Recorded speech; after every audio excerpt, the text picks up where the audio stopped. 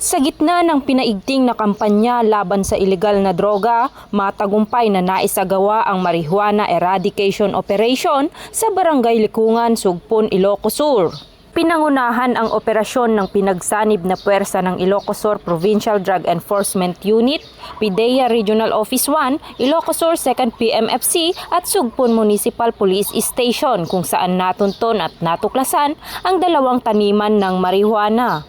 Ang operasyon ay matagumpay na isinagawa sa bisa ng PIDEA Pre-Operation sa pamumuno ni Police Lieutenant Chester G. Dandin, team leader ng Ilocos Sur Provincial Drug Enforcement Unit.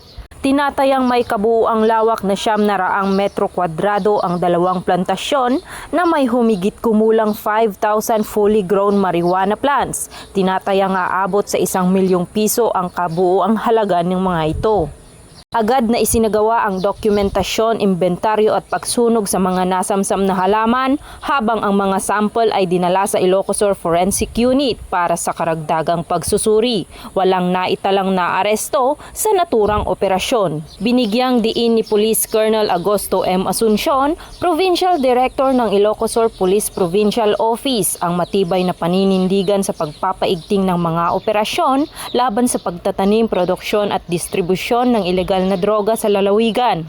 Ayon sa kanya, ang tuloy-tuloy na eradication operations ay patunay ng determinasyon ng mga awtoridad na hindi lamang mahuli ang mga sangkot, kundi higit sa lahat ay mapigilan ang pagkalat ng ilegal na droga sa komunidad.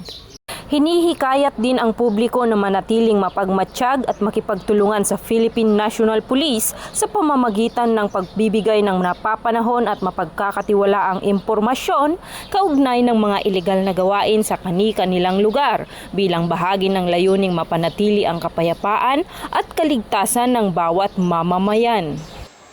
Mula dito sa Ilocos Region, ako ang iyong PNN correspondent, Patrolwoman Vicky Lyra Barbero, alagad ng batas, tagataguyod ng Balitang Pulis.